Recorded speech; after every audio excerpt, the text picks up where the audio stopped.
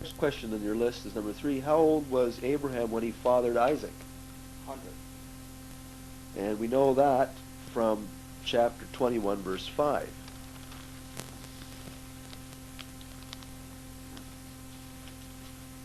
And Abraham was 100 years old when his son Isaac was born unto him. Okay?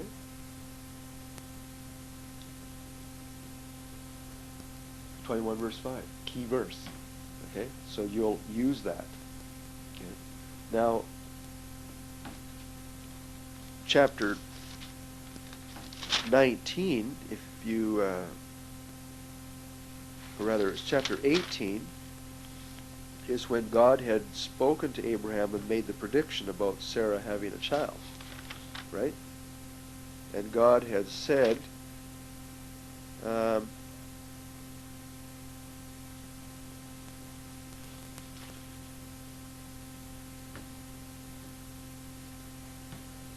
think it says in chapter 17, 17 verse 20, and as for Ishmael, God says, I have heard thee, Abram. Behold, I have blessed him. I have blessed Ishmael. I will make Ishmael fruitful and will multiply him exceedingly. Don't forget to add this to the promises to Abraham. God made promises about Ishmael, not just Isaac. God made promises about Ishmael, not just Isaac. Okay? So don't forget to put all those in, see? He shall have 12 princes shall he beget. I will make him a great nation, but my covenant I will establish with Isaac, whom Sarah shall bear unto thee at this set time in the next year. In other words, there was exactly 1 year between the prediction of Isaac's birth and the birth of Isaac to Abraham at 100 years of age. Right? So we know that Abram was 99 when the events of chapter 17 took place. So Abraham was circumcised in his 99th year. And we know then that it took 3 months before Sarah actually conceived. Right? Because 3 plus 9 is 12, and it takes 9 months for a child to be born. Right? So that's how you reason backwards. You see, it's really important that you learn that skill. Right? And it actually says in verse 24 that Abram was 99 years old when he was circumcised in the flesh of his foreskin. And Ishmael, his son, was 13 years old when he was circumcised in the flesh of his foreskin. Right? And now the promise of circumcision, that was given prior? actually, this is where it was given in chapter 17, when he was 99. Okay, good. So they obeyed right away. How's that? Well, they just didn't wait around for a number of years before they decided to do that. No, it says that he Yeah. did it right away. Okay? The day that God reestablished, chapter 17 is one of the important sections where the promises to Abraham are mentioned. You see? And so, in fact, it's a very important section because he uses the word forever there 2 or 3 times about the land. Okay? And it's an everlasting covenant mentioned as well.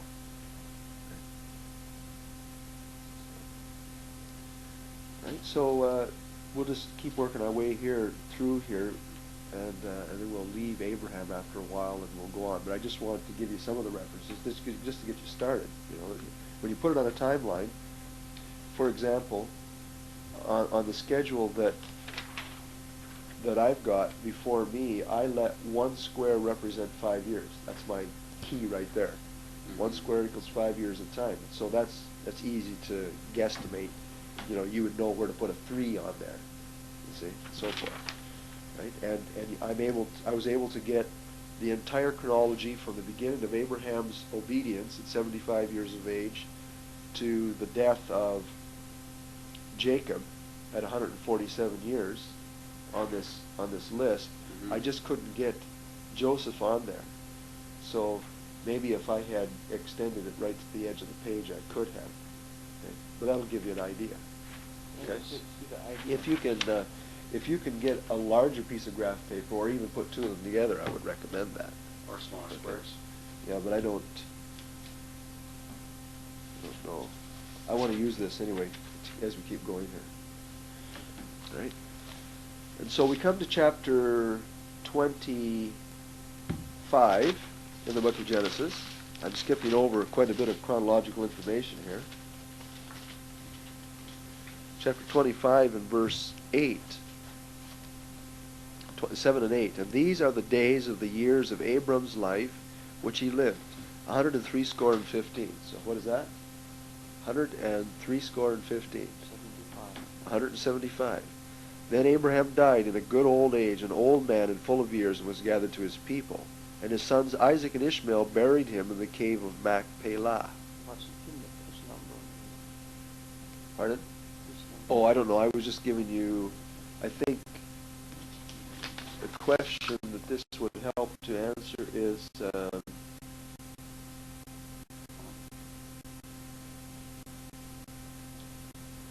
for how many years did Abraham live to see God fulfill his promises? Question 12. How many years did Abraham live to see God fulfill his promises? How old was he when when the first promise, I will show you a land.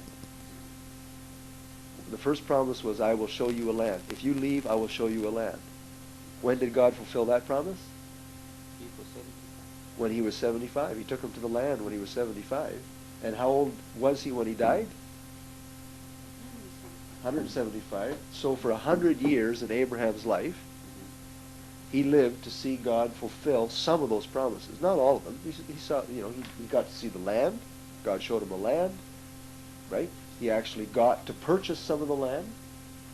Right? The book of Hebrews is very emphatic, though, that he did not live in his lifetime to actually see the fulfillment of his children owning the land. All the land that he saw. Right? That has great spiritual import for us, according to Hebrews, that he had to live by faith. And there's a promise into the future of us receiving the promises of God, just like in Abraham's case, he never did live to actually see it on the earth. Right? And all millennialists love that verse because they say, well, that just shows that Abraham shouldn't have understood it literally, that it was meant to be a spiritual promise only, not a physical land. See? Which is a misinterpretation. But so what scripture verse is that? That's chapter 25 and verse 7 and 8. Okay? That shows that he was 175 when he died. So how old was Abraham? Let's do a quick review here. How old was Abraham when his son Isaac was born? I just got that. Yeah, he was 100. So then how old was Isaac when Abraham died? 75. It doesn't tell us that in the Bible. No. But you deduce that information and you can count on it. It's true. Yeah.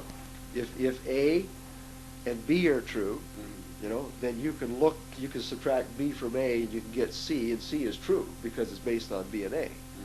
So you don't have to doubt these things if you start with a solid biblical base, right? So on the map there, or on the schedule, you can see that 25:8 tells us that Abraham was 175 when he died, and that would have meant that his son Isaac, I've got it on the wrong line, it should be the second line, that Isaac was 75. Okay? But his grandson, Jacob, was alive too, because Abraham, we can deduce, was 160 years of age when his son Isaac had twin boys, Jacob and Esau. Okay, right? we saw that. And that other information is given in chapter 25, verse 19 and 20. And these are the generations of Isaac, Abraham's son. Abraham begot Isaac, and Isaac was 40 years old when he took Rebekah as his wife, the daughter of Bethuel, the Syrian of Padan Aram. And Isaac entreated the Lord for his wife because she was barren, and the Lord was entreated by him. And she had two children. And it says in verse 26, when the children was born, after that his brother came out, and his hand took hold of Esau's heel, and his name was called Jacob. And Isaac was 80 years old when she bore them. How old was Isaac when he got married? 40. He was 40. And how old was he when his sons were born? 60. So they waited how many years to have children? 20. Yeah, it wasn't that they planned 20 years. to wait. And that's why it says in the text that this was a disaster for Isaac and his wife Rebekah. Because in those days, hey, a big family is a sign of divine blessing. You see? So for them not to have children for years and years and years and years and years was a disaster. And so Isaac prayed, oh God, give us children. Help my wife conceive. And so God said, okay, twins. Twins, right? And they must have been such happy parents. Now, Isaac is 60. And how old was Abraham when Isaac was born? So that you add those together to tell you how old Abraham was when his grandsons were born. 160. How old were his grandsons when Abraham died? 15. Because Abraham only lived for 15 more years to 175. You see? So that's how you come up with that extraneous information. Okay? Put all this stuff together, put it on a timeline, you can actually see it. Okay? You can't see it though. There's a lot of this that you actually go 3 or 4 levels down. Like we're only going 2 levels. We're going from known information to the next level down where we assume that something is true because of stuff we see here. But some of it you have to go 3 levels down or 4 levels down to be actually be able to figure out that Jacob was 71 when he ran away from home. You have to go all the way to the life of to his son Joseph and go backwards from about 5 different sets of facts to be able to deduce that information. Okay? You can only get that when you get a whole bunch of other stuff on the line in exact chronology on a scaled timeline. See, if you didn't have a scaled timeline, you couldn't figure out how old Jacob was when he ran away from home. On the timeline up there, I've got 91 for Jacob. That Jacob was 91 when his wife Rachel gave birth to Joseph. You see that? Do you see that on the timeline? Nowhere in the Bible does it tell you that he was 91. The only way you figure that date out is from his death. We are told how old he was. We are told how old he was when he went to Egypt and stood before Pharaoh. We are told his son's age when Joseph went to the throne. And we are also told Joseph's age when he was put into slavery by his brothers. Right? So you put those 4 or 5 facts together and you come back to that age, 91. That's the only way you get it. You see? And you can only get it by doing it on a piece of graph paper, where everything's to scale. Okay? And that's when it gets exciting. If he was 91 when Joseph was born, it tells us let's go there, chapter 30. Genesis chapter 30. Let's go to chapter 29. We're studying the life of Jacob now. This morning we're only doing an overview, so I want you to see this, okay? So Jacob in chapter 29 ran away from home, and it says he came to the land of the people of the east. Verse 1.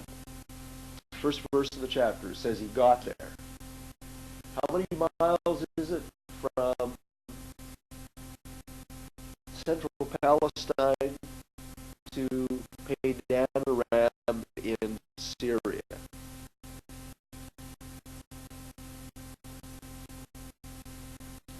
It's probably 300 or 400 miles.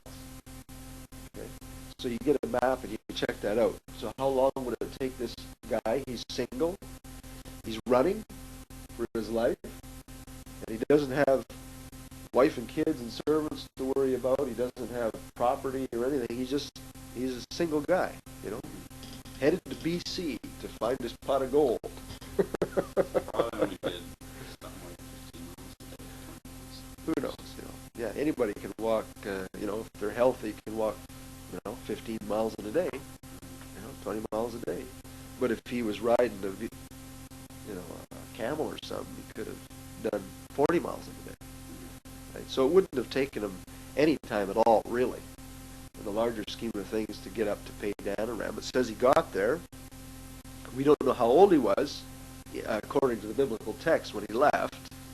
We know his father was old. I forget, it says he was about a... Anyway, so we come to chapter 29. He immediately finds Laban's daughter, the pretty one, at the well, you see, and he falls in love with her, and then he discovers that he's related to her, and so she takes him home, introduces him to Daddy, right? And right away, like this is bang, bang, bang. It all happened in the same day, probably. Verse 14.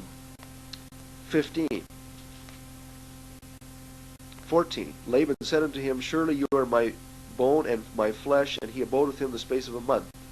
So he stayed there 1 month, and in the first month that he was there, they made a deal.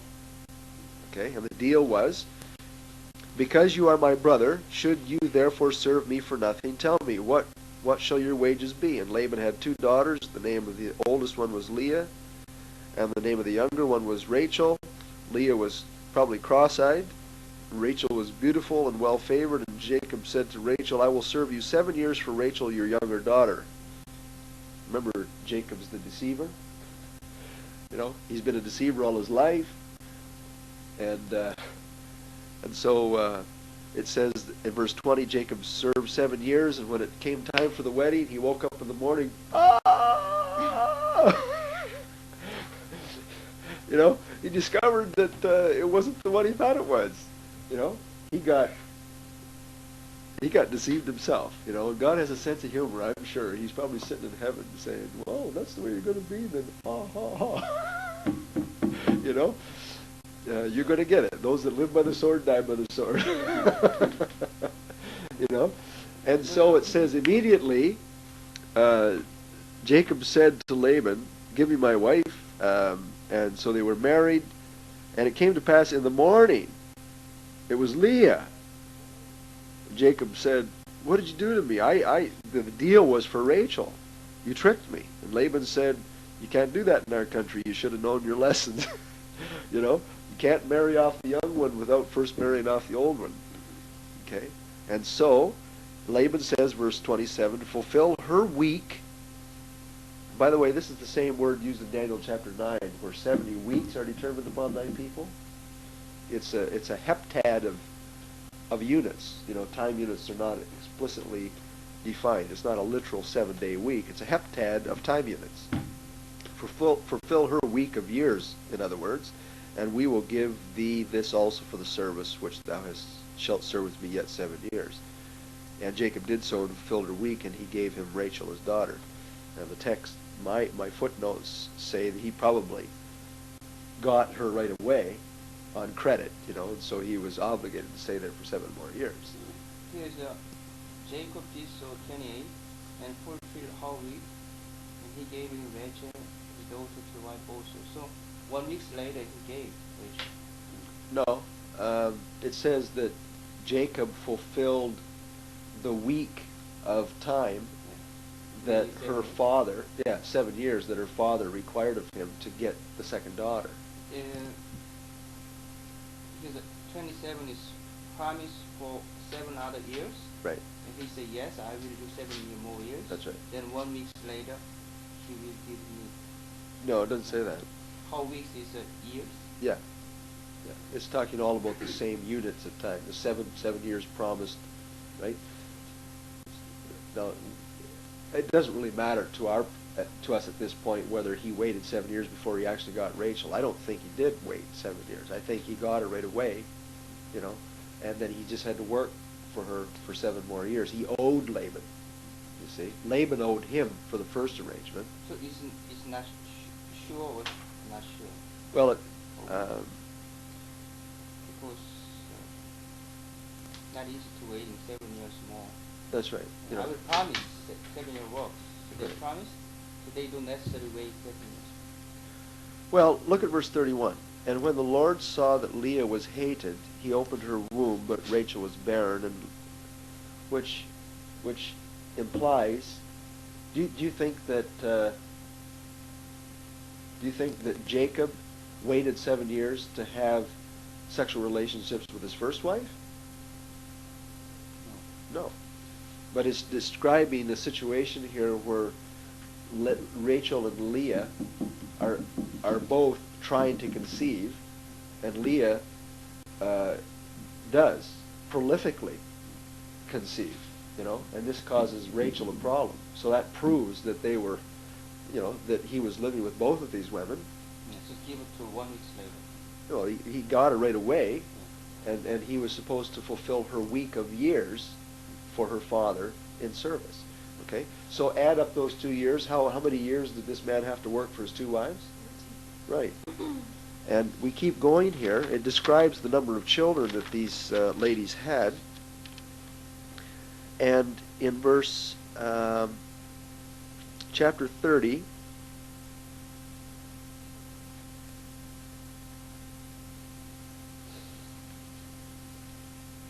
Chapter?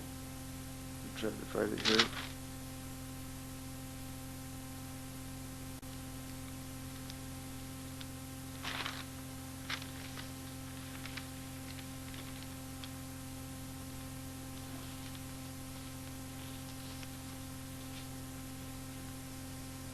No, it's not chapter 30 at all. It's chapter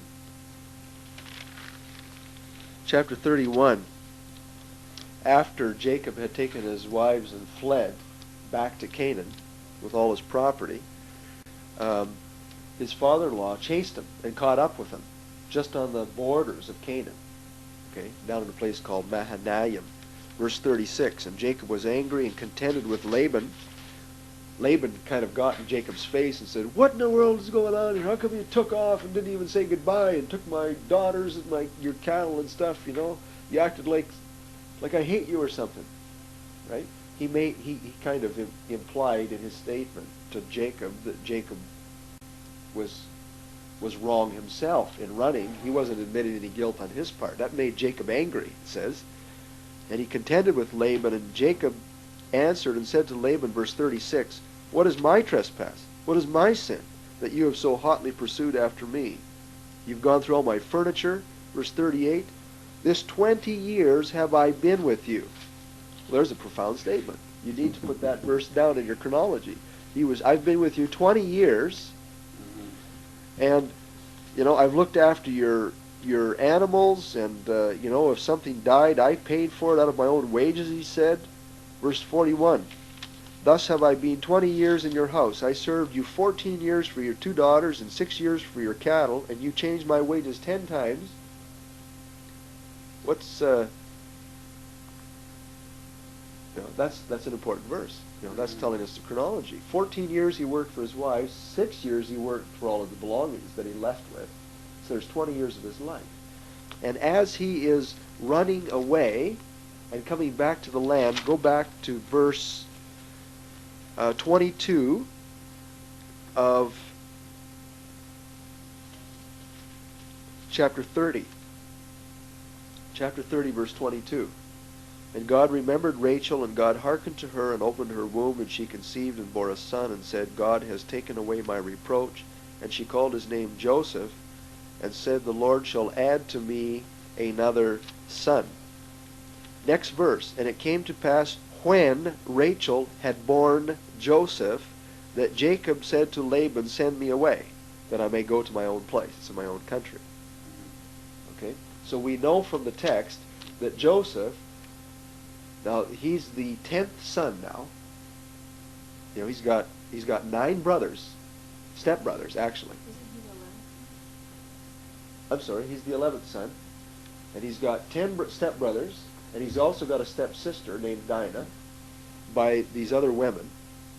Okay, the other wives and concubines of his father, of Jacob. Okay. Joseph's the 11th son, and he was born, the text tells us, just before Jacob left. So we know that Jacob was there 20 years working for Laban, right? 14 for the women, 6 years for the cattle. We find that out later. Okay? So Joseph was undoubtedly born in the 20th year, just before he left. Okay? And we know that Jacob didn't waste any time going back to Canaan because he was running for his life. He slipped out in the middle of the night, took his wives, and they were gone 3 days before Laban even found out. Okay? They were fast tracking it across the desert. We come to chapter 30. I think the 2 years, he said 22 years, 14 years work for the two lady, and 6 years for his father-in-law, and 2 years he worked for himself. Is that 2 years? Does it say that? Hey, here it says, Where? what am I wrong? And he said, what am I wrong? And he explained it. 31, 38. 31, 38. Okay. Here it says,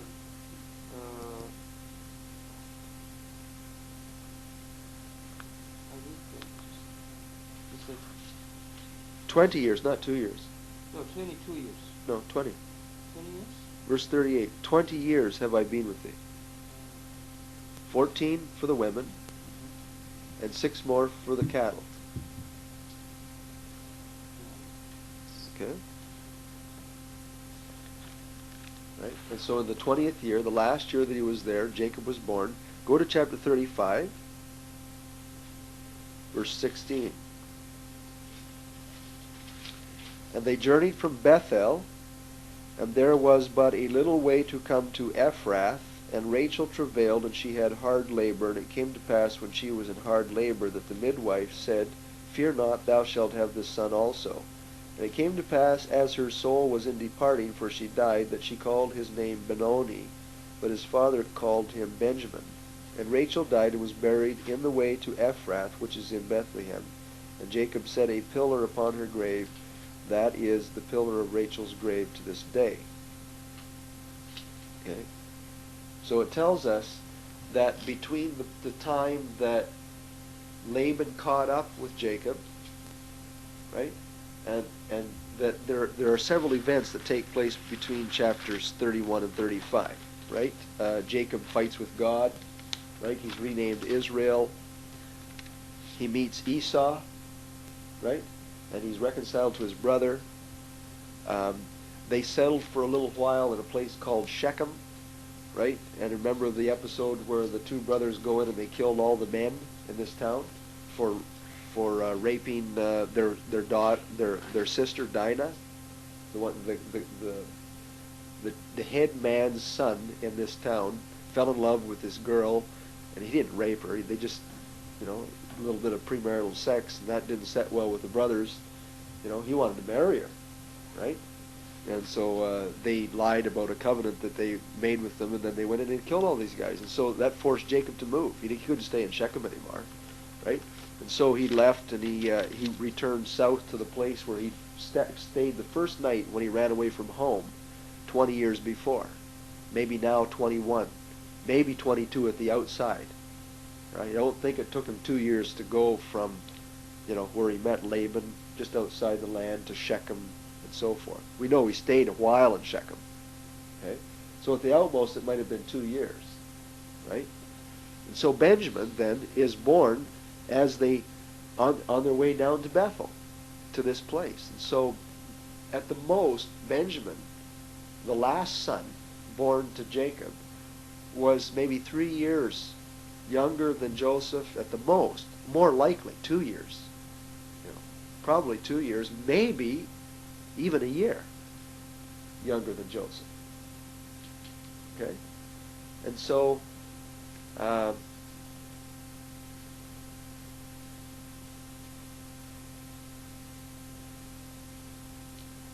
you take all of those events and you work from the end of these guys' lives, to figure out just exactly when the departure date was when Jacob had earlier left, because we know that he was 20. So according to the scheme that I've got on the board there, you have to double check it, okay? I think that Jacob was 91 when Joseph was born.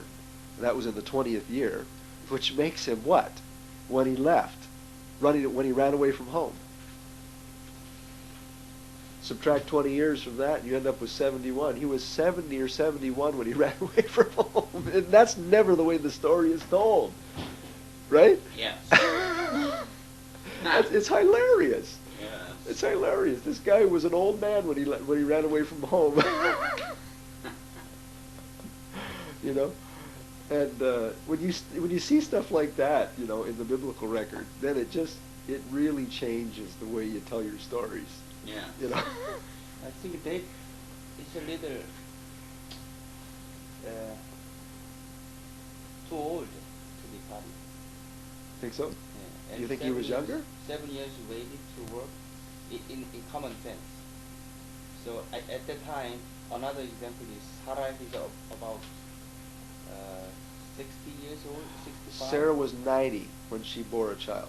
And when they go to Egypt, Right. about 65, Sarah was Sarah. Maybe. 65. Maybe. Okay. Because Abraham is 75. But 65 woman is not beautiful. Whatever. How she's beautiful, but 65 is in king's eyes. Well, we know she was. The fact of the matter was that she still was a very beautiful woman, very attractive. You know. But People were different in those days. Well, if they lived to be 170 and 180 and 147, you know, if they didn't age to their finality until 170, then an 80-year-old woman would be the equivalent in looks and maturity to someone that's 35 today. So my point is that Yeah. they might be more. She was a 65-year-old woman, or maybe even a 70-year-old woman when she went to Egypt, and she was still very attractive. She was 30. She would look like a 35 or a 40-year-old Maybe woman. the king is 110 years old. Yeah, who knows? Yeah. Yeah, I've heard that too. You know, older people, when they said that person they look attractive to them. Yeah, that's right. Sure. As a fact of the matter is that male virility, the ability for a man to produce a child, you know, and therefore to have a sex drive, never leaves a man necessarily, you know, unless he's got physical problems. Just my point is maybe they were more healthy than us, or more I believe that. longevity. That's right. I think the text would support that conclusion. And so, to finish this off here, we're going to carry on and then quit at the end of this set of the tape, okay? And I'll let you a little early today. Okay, so we've sort of scanned through until the birth of Joseph here, and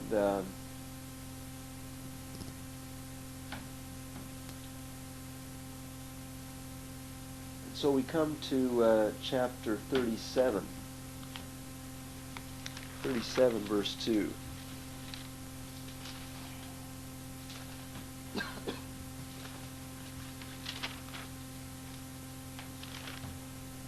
Before we read that, can you back up with me to chapter 35, verse 27? 35:27. Jacob came to Isaac, his father, unto Mamre, unto the city of Arba, which is Hebron, where Abraham and Isaac sojourned, and the days of Isaac were 180 years. And Isaac died, and was gathered unto his people, being old and full of days, and his sons Esau and Jacob buried him. Okay, so that's an important scripture as well, right? So Isaac died at 180 years of age.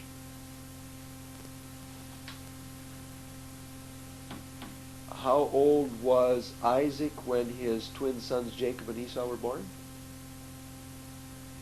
Remember that? How old was Isaac when Rachel gave him twin sons? 60. He was 60. So if he died at 180, how old were his sons? 180? If Isaac died at 180, how old were his twin sons? 120. Right? They were 60 years younger than him. Okay? 120. 120 years of age. That's interesting. Okay? And so we come to chapter 37. So Jacob is 120 now when his father dies. The next thing we read is chapter 37, verse 2. 1 and 2. Jacob dwelt in the land wherein his father was a sojourner in the land of Canaan. Okay? Now we know his father is dead now. So Jacob has kind of taken over the family farm. Okay? Esau went elsewhere. Right? So Jacob is still living in the same place that Isaac had lived before he died, the same place that Abraham had lived before he died, because it says they lived in the same place. See? In the land of Canaan. These are the generations of Jacob. Joseph, being 17 years old, was feeding the flock with his brothers, and his father said, "Go find them." Okay? So he was 17. And how old is that? Let's see. Maybe we can't ask that question at this point. But we know that Jacob was 120 when his father Isaac died.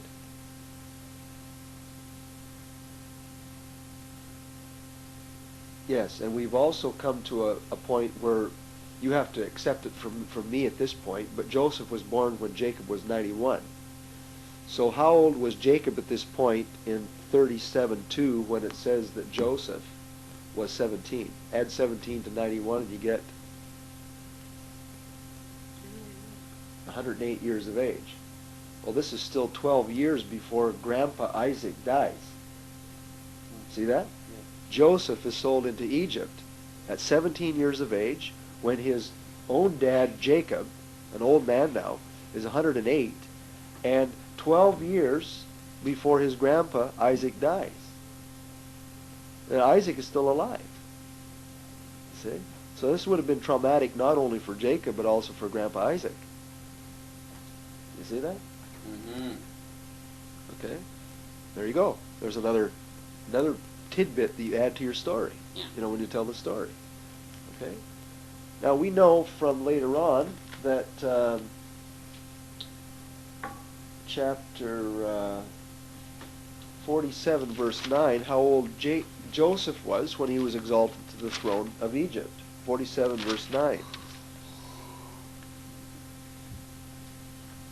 No, that's not the right. That's not the one. 41:53 maybe. Yes, this is it. Chapter 41, verse 45. 41:45.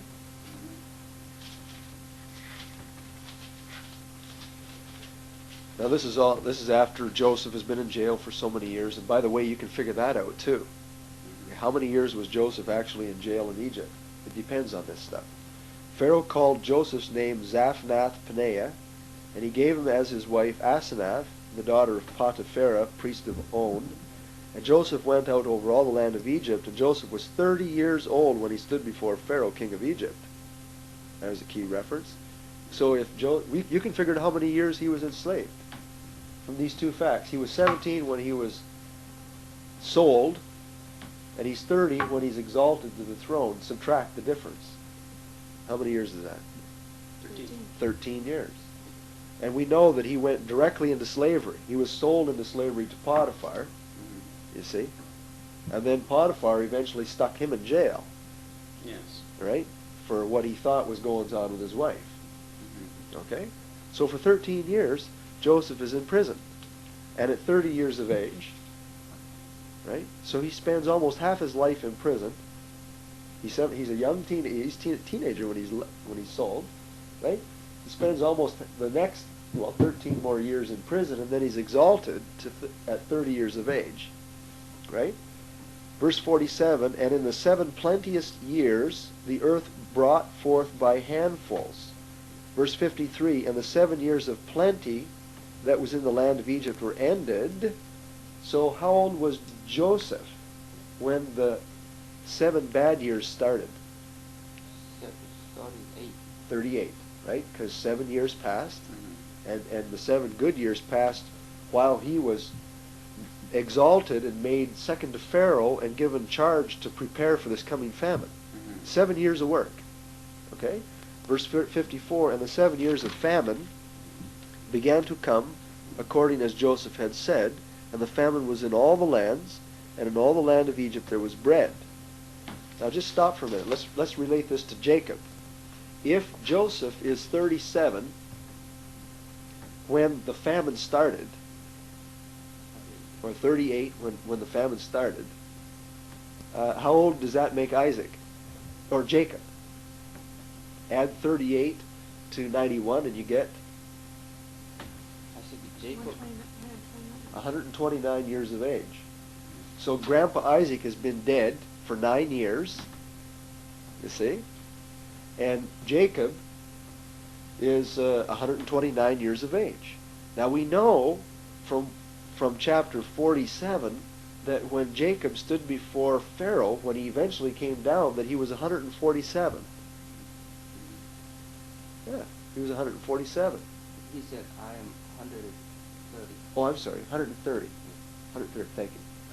Okay, so how many years of famine passed between the beginning of the famine and when Jacob was brought to Egypt? That's usually 1 year. 1 year. It only took 1 year for them to run out of food, send the sons down to get food, to start their way back, and then to be brought back, you know, and one of them was kept, and then the other 10 brothers, 10 brothers went back home, got their dad, they ate their food, and said, oh, we got to go get some more, right? Now you could get a pretty precise chronology of that year in their family. I haven't done this, but it just crossed my mind that you could figure out how long it takes a wagon train to go from Hebron to Egypt. You know, how long would it take? Would it take a month? Just 1 week. Who knows? You know, but like a large party traveling with animals, I don't know, maybe 2 or 3 weeks, maybe a month. Okay, so if it took a month, we have 4 trips here, right? Coming and going once, and coming and going twice, right? So the brothers come down, they get food, they take food back, they eat it, they run out of it, and this time they have to bring Benjamin, because Simeon's still in jail, right? So they have to come back again. You see, this time they're reunited with Joseph. Simeon is given back to them, you see, and they say, go, go get your father. So they go up there again, and then it's a 5th trip, this time with Jacob and all the other people. You know, 75 people went down in there with Jacob. With Jacob. Okay, and so we've got 5 trips here. So if we've got at least 5 months of travel, if one way took 1 month, you see, so you've got 7 months in which to run out of food. You know, it's fascinating when you put it together. Sure. Right? And if Jacob was 130 when he stood before Pharaoh and he died at 147, how many years did Jacob spend in the land? In the land of plenty.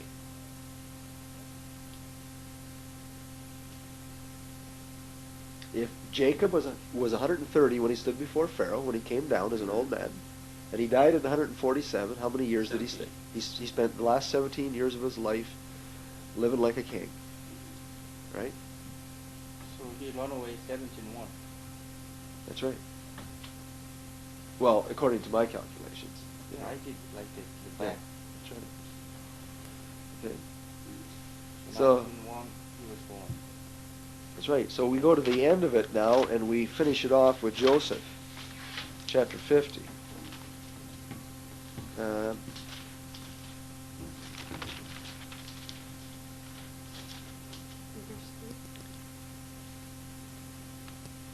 No, that just tells you the time of mourning, doesn't it? So this is talking about Jacob's death.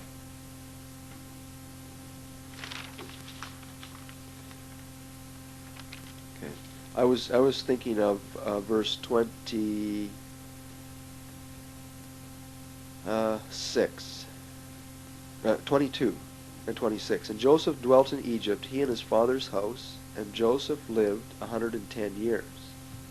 Verse 26.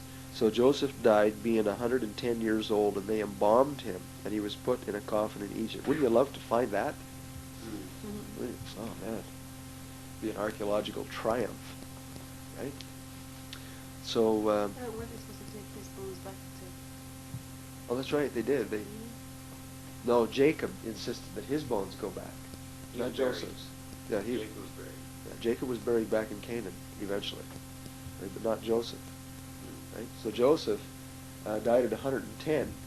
So if what?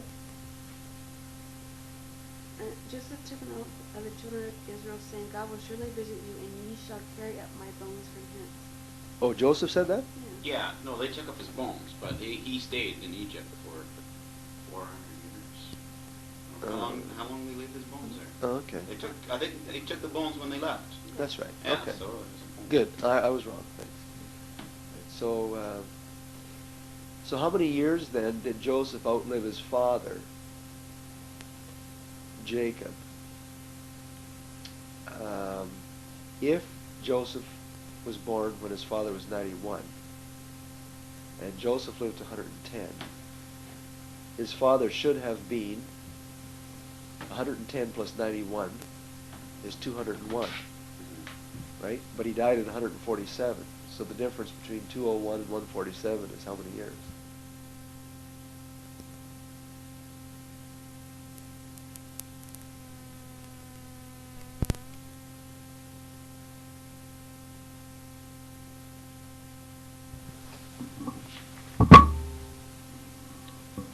All right, we are picking up with the study of Abraham in this class.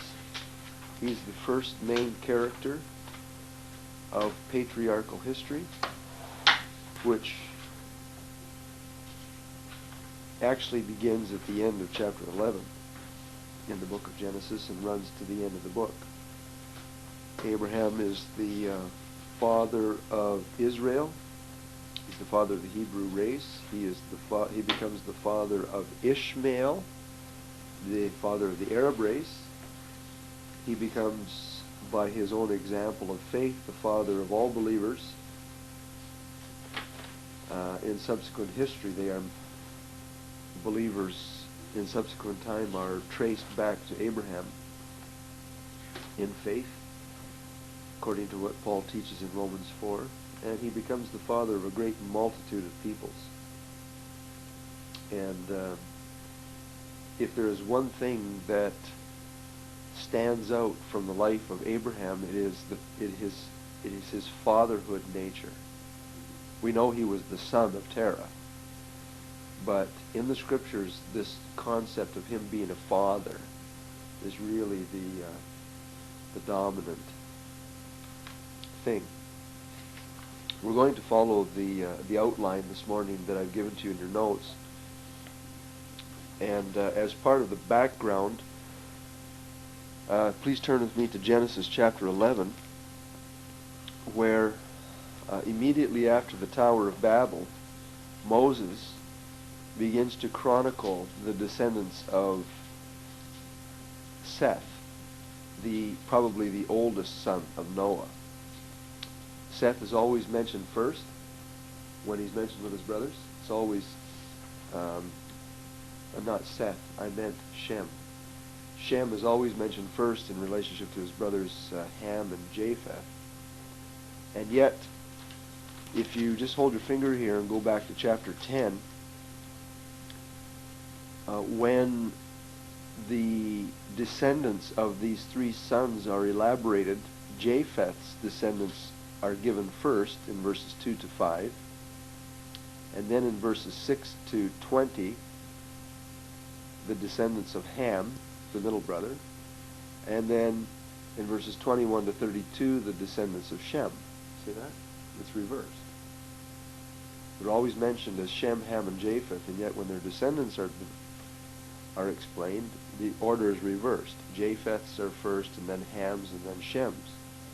And then in chapter 11, Japheth's and Ham's descendants are not even mentioned, but Shem's are.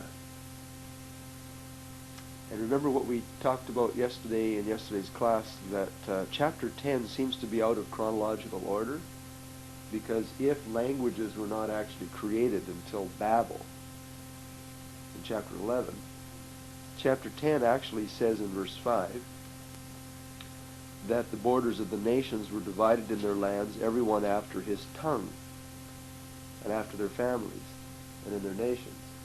And I was mulling this over last night, and in your notes I've given you a summary of the Tower of Babel episode. And I'm sort of leaning in the direction that I think this whole section, from chapter 10 through chapter 11, is probably given in reverse order for the sake of emphasis. For the same reason that the second account of creation, events were placed out of order, probably for the sake of emphasis. Shem, being the firstborn, was doubly blessed. Being the son of promise, he was the special one. And it would be characteristic in Hebrew literature for them to take him out of his first order when telling the story and put him last, just to make a point. And so I think that's what we have. I think in chapter 11, verses 10 to the end, we have only Shem's descendants taken down to Abraham and his brothers.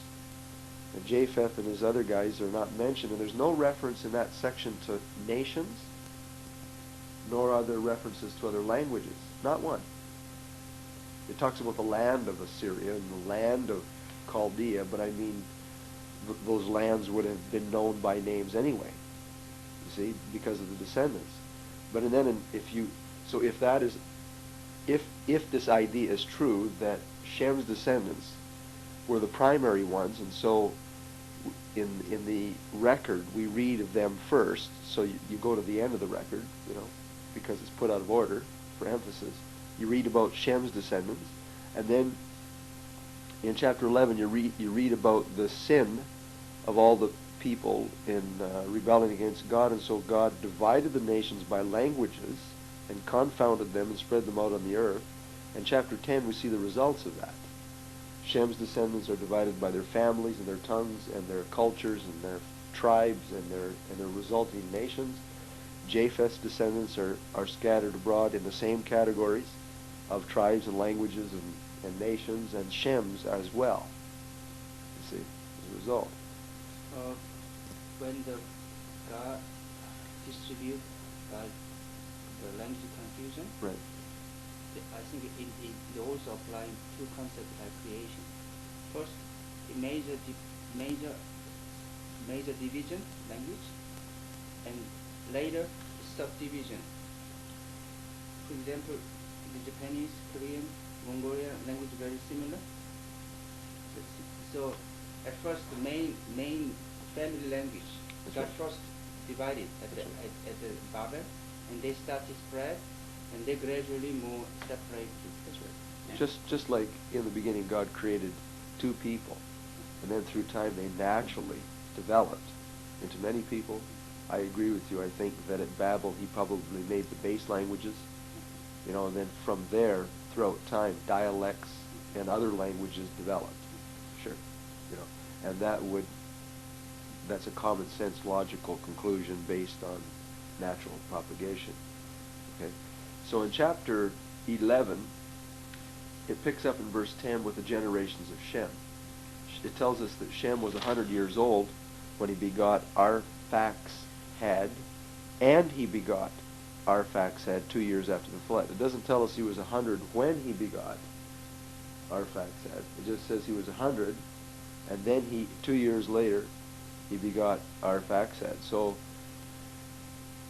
if you go back to chapter 5, where it says that Noah was 500 when he had his 3 sons, and then he turned 601 at the end of the flood.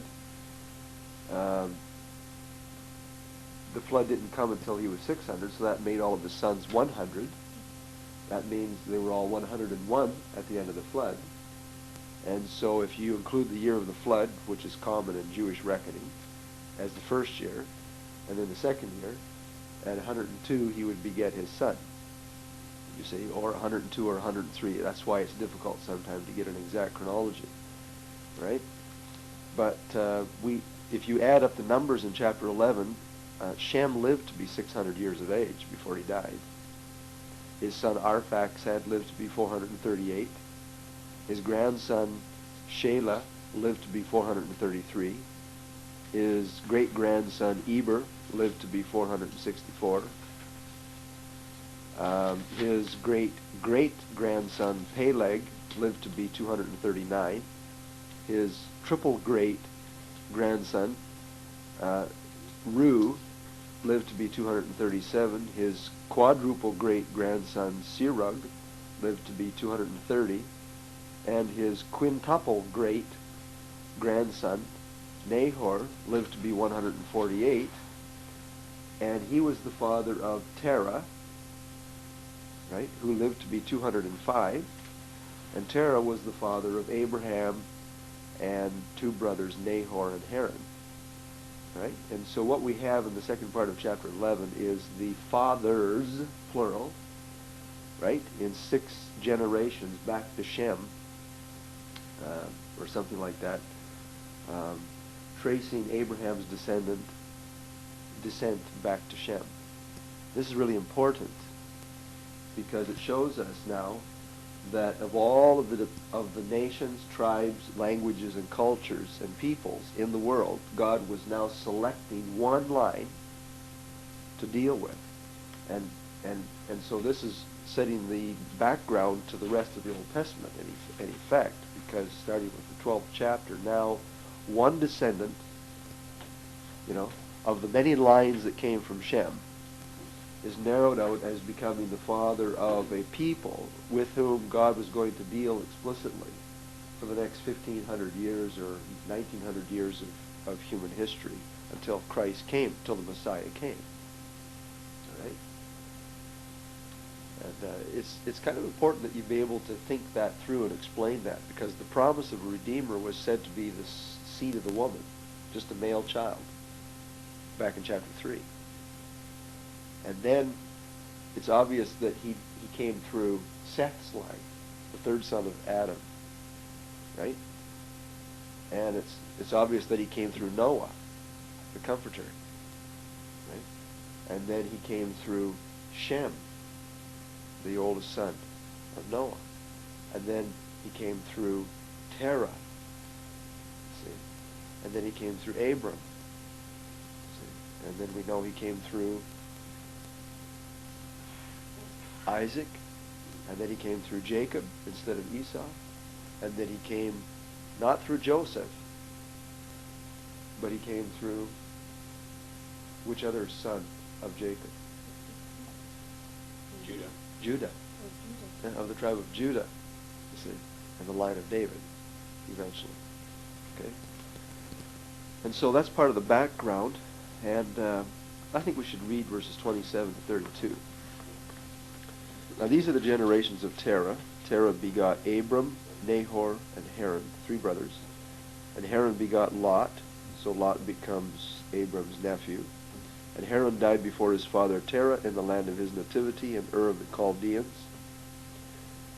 The historical fiction book I'm reading says that he was killed through a Guti invasion from the north. And Abram and Nahor took them wives. The name of Abram's wife was Sarai, and the name of Nahor's wife Milcah, the daughter of Haran, the father of Milcah, and the father of Iscah. But Sarai was barren, she had no child. And Terah took Abram his son, and Lot, the son of Haran, his son's son, and Sarai his daughter-in-law, his son Abram's wife, and they went forth with them from Ur of the Chaldeans to go into the land of Canaan. And the reason for that can only be suggested from history, because we don't know why Terah took Abraham and left his hometown, especially if they were well established there. And the book suggests that it was because of political instability, invasion, and so forth in history. And they came to Haran and dwelt there, and apparently Haran and Ur were both centers of moon worship, so it would have been natural for them to go to the next. But as a matter of fact, Haran was on the trade route towards Canaan, and a person to go to Canaan would rarely take his children and his flocks across the desert. That was the route that armies took, for speed. But the caravan routes with all their flocks would follow the Euphrates River, come up the Fertile Crescent to Haran, which is in Syria, and then down. Okay. Actually, Abraham, he stopped going to Ur and go up to the Euphrates River and go down to the Palestine and go to the Egypt and return back to the Palestine. But in Jewish mind, I think our ancestor is a legal ancestor, is coming from the Euphrates, the bottom river, and go up to the Egypt and go up. And eventually they think it's related to the God's promise when we pass this river to the Egypt. Oh, I see. So It's a neat parallel. Chapter 12, verse 1, now the Lord had said unto Abraham, get thee out of thy country. So he was supposed to leave his country, then he was supposed to leave his extended family and from thy kindred, and then he was supposed to leave his own father and from thy father's house unto a land that I will show thee. And I'm suggesting for you this morning that Abraham did not obey all at once. I think that the record shows that Abraham obeyed a little bit at a time. There was partial obedience, and then when there was final obedience to God's call, then God specially blessed him. And there are many really wonderful spiritual lessons to be drawn from this.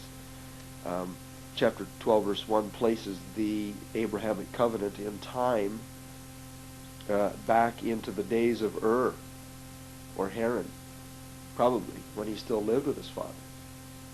Right? If God told him to leave his father from his country, then it must have come to him when he lived in Ur. You see? And so we don't know how many years it might have been. You know, the promise of God could have come to Abraham any time during his 75 years. Undoubtedly, at least 4 or 5 years before he actually left Haran, because verse 4 tells us in chapter 12 that he was 75 when he departed out of Haran. And when he left Haran, up in Syria, he basically was leaving his kindred. Right? But he hadn't left his entire father's house, because Lot came with him, and we know that Lot was a source of great frustration and problems. Abraham, he departed 75 From Haran. from Haran. Right. So we don't know when God told to Abraham to depart. Yeah, I just said that. He said that we don't know. Right. But I think after his father died, his generation. After his father died, when? His father died at the Haran. Yeah. Then God told to the Abraham departed to the Haran to Canaan. Well, I don't think so. I think that the call of God came before that. But there is no any record before. No, I know. But it says, leave your country. His country was Ur. Abraham's country was Ur. Verse 1, leave your country. And then also leave your family. And then leave specifically your father's family. So you mean it implies God told to Abraham even in the Ur? Yeah, because that was his But he country. disobeyed. That was where he was from, you know. And you know, I'm not attaching great great fault or sin onto Abraham for not himself getting up and leaving Ur on his own. It says he went with his father. Okay, maybe his father went at Abraham's suggestion, you know.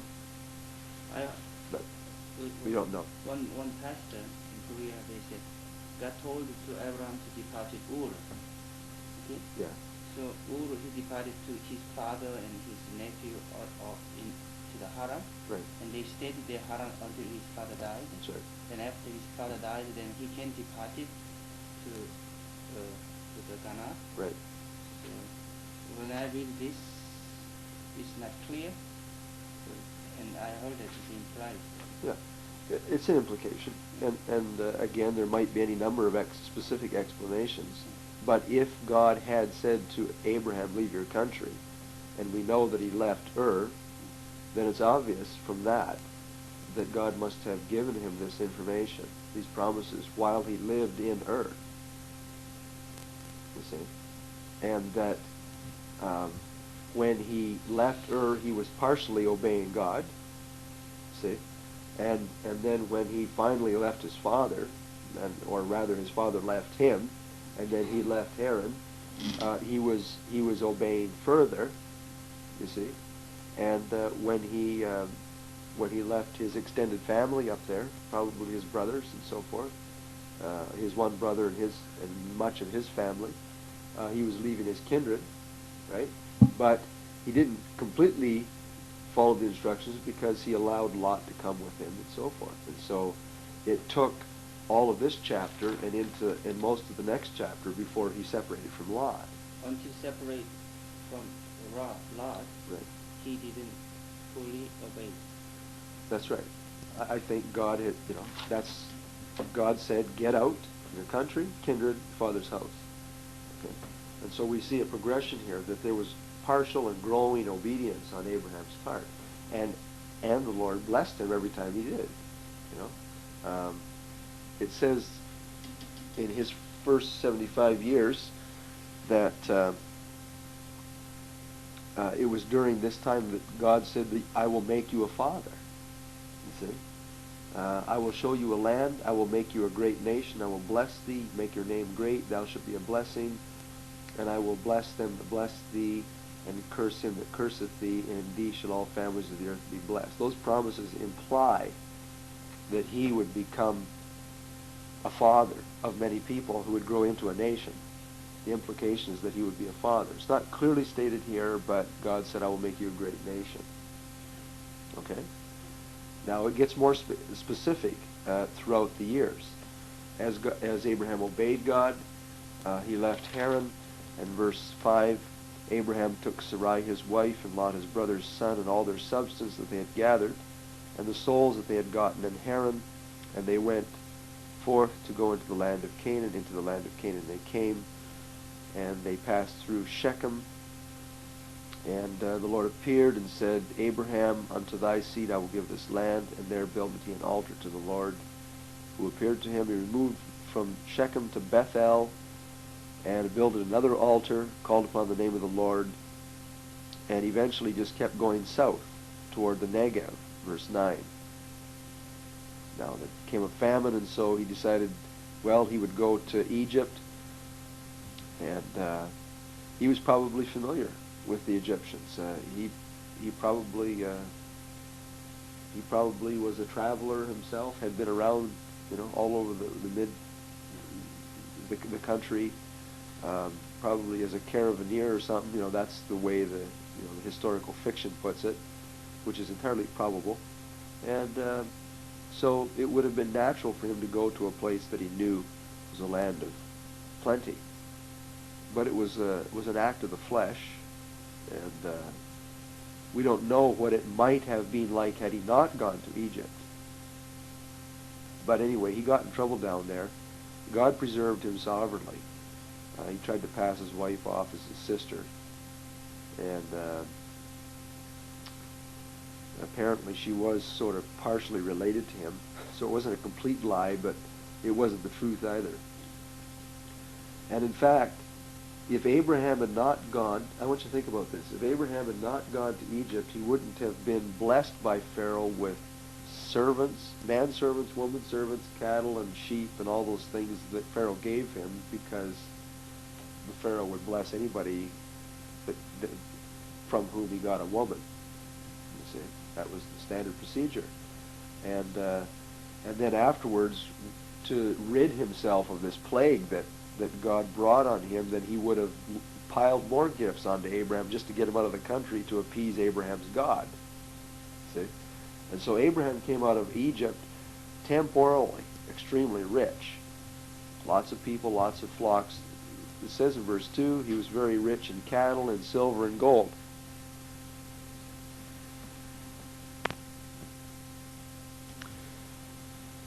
And so chapter 13, verse 3 says that when they left Egypt, Lot was still with them, and Abram was very rich in cattle, silver, and gold. He went back up to Bethel where he'd stayed before, pitched his tent, built an altar, and he and Lot, in their wealth, lived together until Lot was attracted to the perverted cities of the plain, and there came conflict between all of their herdsmen, and this brought about a necessary separation. And verse 13 says that the men of Sodom were wicked and sinners before the Lord exceedingly. And in the English language, Sodom has produced the word sodomite, which is just another word, which is the original word for homosexual. And history shows that these people were the most godless and perverted people of the ancient world. And this is what Lot was attracted to. The New Testament says that Lot was a righteous man, and he vexed his soul in doing this. In the book of Jude, it says that he vexed his righteous soul by doing this. He was a righteous man. He believed in the God of Abraham, his uncle. He doubtless saw God at work and had faith, but he was a man of the flesh, and he was attracted to the world. And whereas Abraham remained steadfast overall, Lot fed his fleshly desires and reaped in his life terrible consequences. While we're on the subject of Lot, I'll just take that one to its conclusion. What were the consequences in Lot's life? First, he pitched his tent towards Sodom. The next time we see him, where is he? He's living in Sodom. He's actually sitting at the gate of Sodom, which implies that he was an important official in the city. That he made a name for himself there, because the gate was like the town hall. You see? And he married a woman from Sodom, right? Because he had a wife and he had daughters. He had 2 daughters. And his daughters married men from Sodom, probably. Like, there's a bit of inference here, but there's nothing that indicates that they got their family anywhere else, right? And so his wife, his daughters, and his 2 sons-in-law, all came from this perverted city. And he just built his life right there. And when it came time for God to destroy this city in judgment, he sent his angels to pull him out of there. Abraham was praying for his nephew and pleading with God not to destroy the city if there was even 10 righteous souls there. And God finally, it was like he bartered with God, chapter 19. And God promised Abraham, if I find 10 righteous souls there, I will not destroy the city. Well, how many were there? I don't know whether you could count Lot's wife and his daughters that finally came out of the city as righteous souls, but there apparently weren't even, there might have been 1, there might have been 3 righteous people in the city.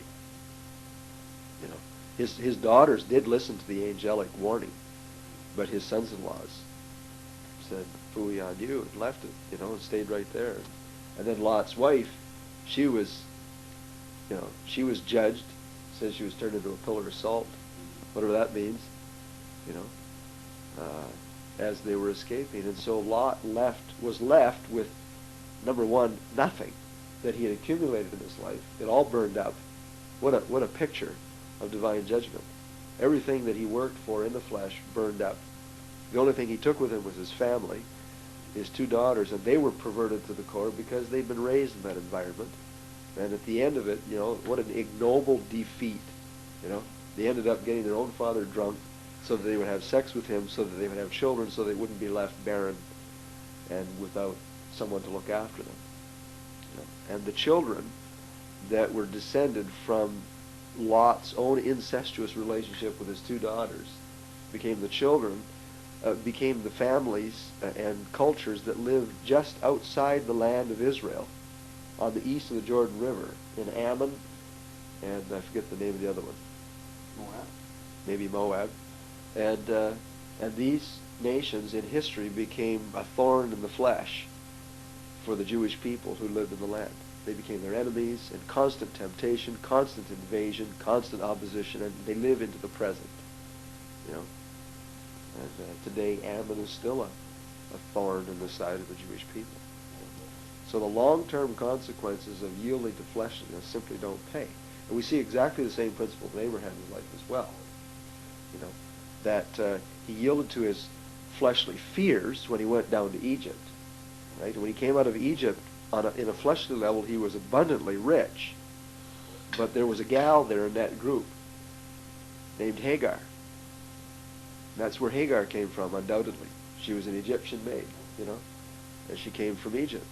And she eventually became a source of great irritation to Sarai, who was barren increasingly down through the years. They waited. It says in chapter 16 that after they had been 10 years in the land, that Sarah was somehow reduced to offering her maid, her Egyptian maid, to Abraham to follow an ancient custom, to have a legal child through his wife's handmaid, and then when the child was actually born, that Abraham would hold it and give it to his wife, and they would make a pronouncement and declare that this was his son, and it would be a legal fact. And this is the way a barren woman could gain a legal heir in their home. When God called Abraham, and he emphasized departure from house and a bunch of family, it was to give a promise on Isaac. And until he got Isaac 100 years old, and he tried to make his servant that he tried to make his servant as a legal son. Right. So in that situation, if the Lot continually live beside Abraham, then the Lot is more legally suitable to his nephew. Right. So in that case, it's more complicated kind of happening. Sure. So God, I think God let the Lot depart from Abraham. Sure. Separate, like pure, because to get a promised son Isaac is not just the physical descendant. Eventually, is a very spiritual meaning in the seed of Abraham. So it's very important in God's plan to keep his line. Sure. Eventually, when Abraham did separate from Lot, verse 14 of chapter 13, the Lord said to Abraham after Lot was separated from him. I think that's a very significant statement there. See, after Lot was separated him from Abraham. This is chapter 13, verse 14.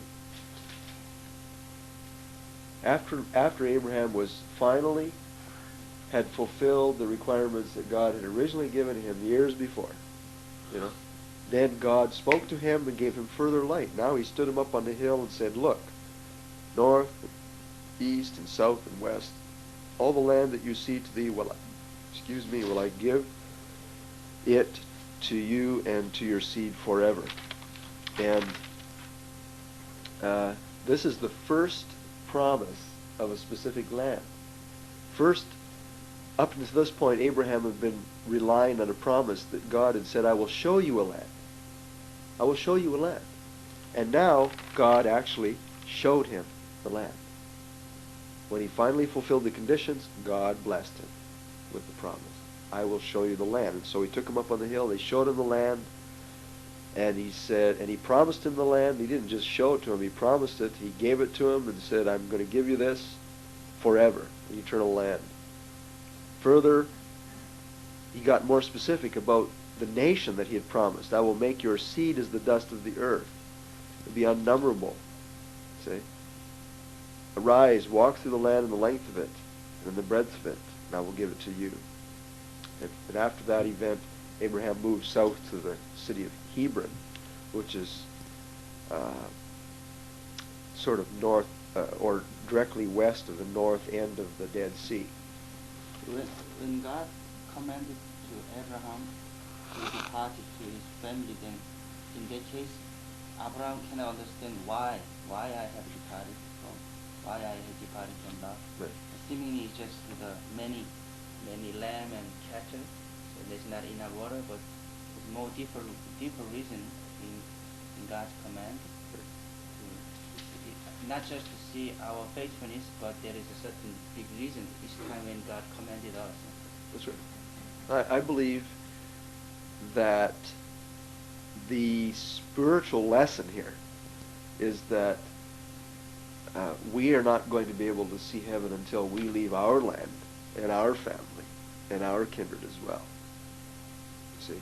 And even in this life, I think there's a deeper lesson that every one of us has a spiritual relationship with God on an individual, personal level. Right? So we have to leave the things of this world, the land, the earth. You know, we have to sort of become unattached to our kindred and to our closest family members.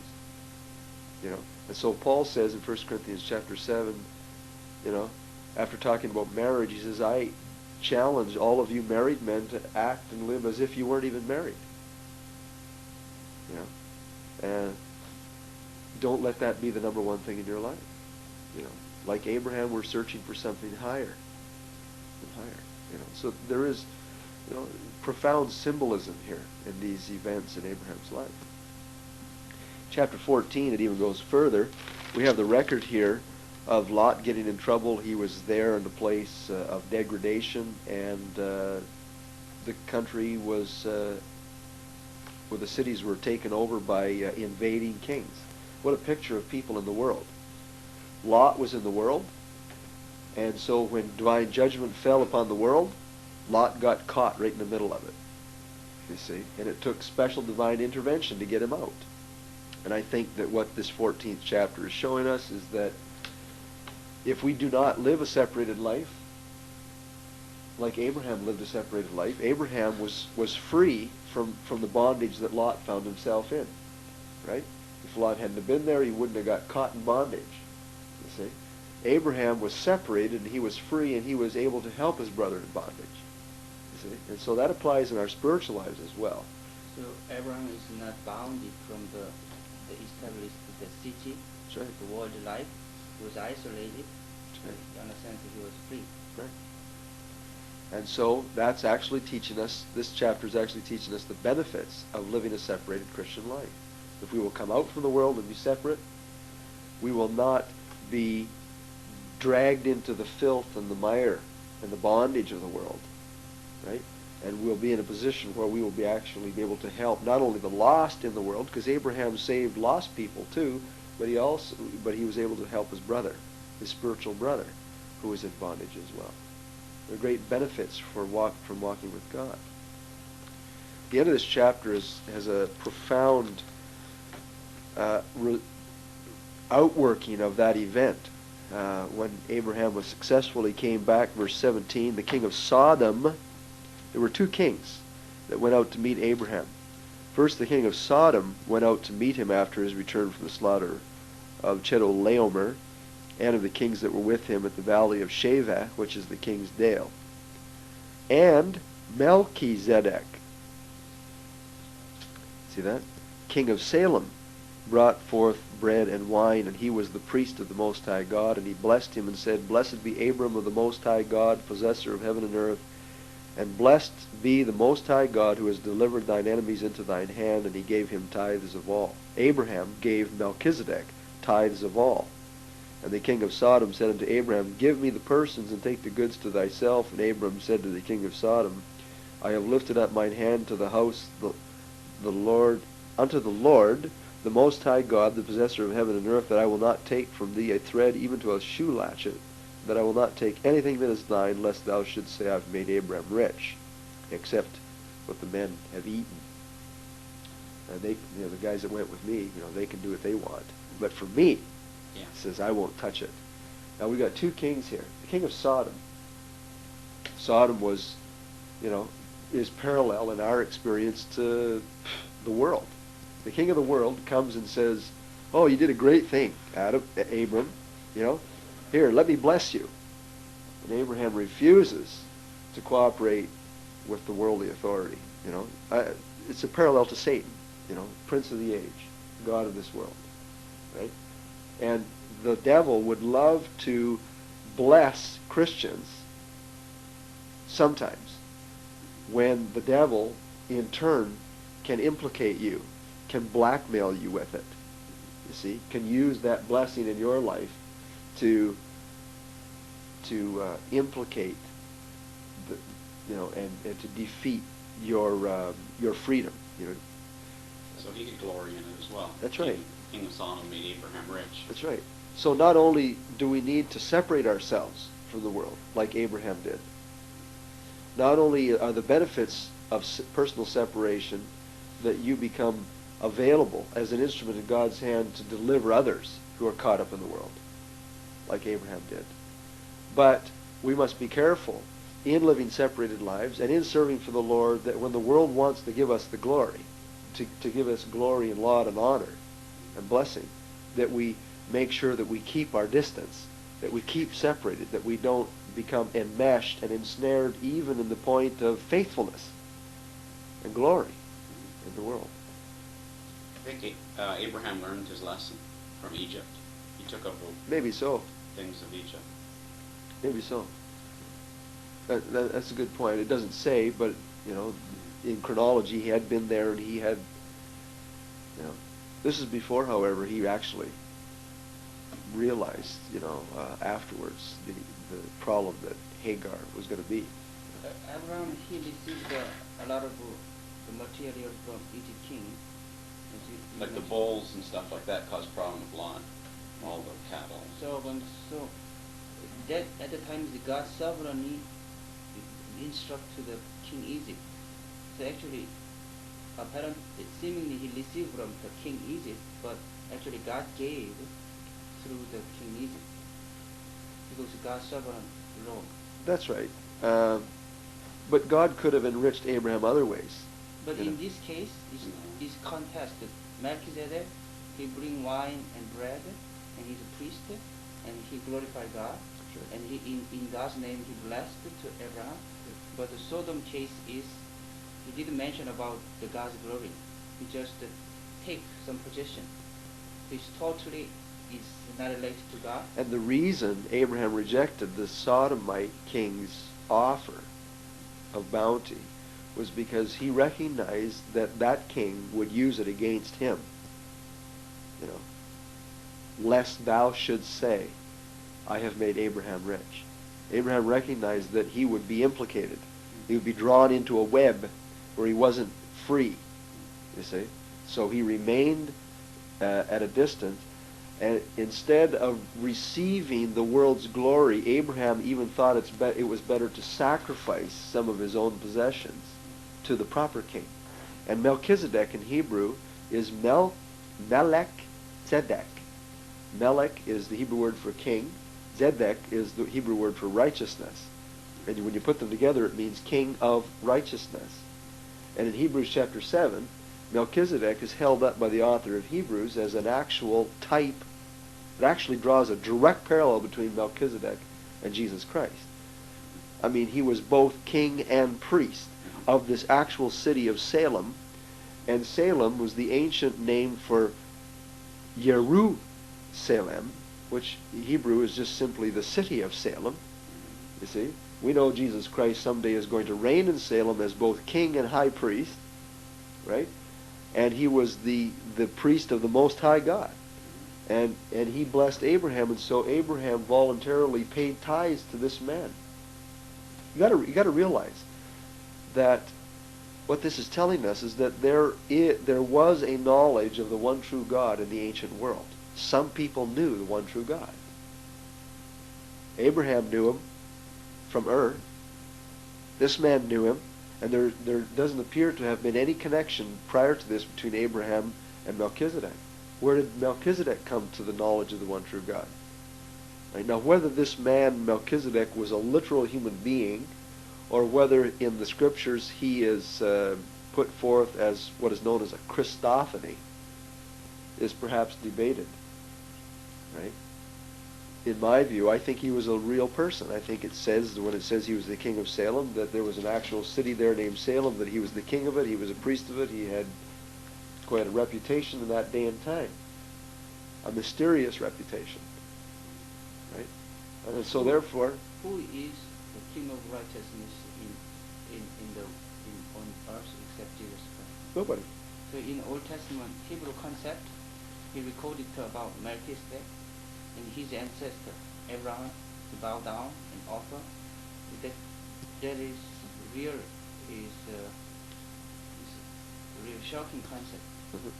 So I think the Melchizedek is not a real person. Well, you're entitled to your opinion. Yeah, I think. He's a real Obviously, if you want to differ, you can differ, but, it refers to him as a human being here. Was the king of Sodom a human being? In one verse it calls him the king of Sodom, in the next verse it says there was a king of Salem. And I think, Chang, that notwithstanding the phenomenal parallels between Jesus Christ and Melchizedek, that you have to twist the words of the text and bring in a wrong principle of interpretation to give these words a non-literal meaning. You understand? Like, to make this is why I don't agree with that viewpoint, is because what it does is it forces you to change your hermeneutics. You see? It says he's a king of Salem. It describes him as a real person. The book of Hebrews says that he was a person, that Abraham paid tithes to Melchizedek. Real money. Yeah. You know, so, again, why can't we just agree that there is, on the fact that there is a profound spiritual lesson here, the profound parallel between Jesus Christ and Melchizedek? Okay. I think it's dangerous to, to go one level further and deny the history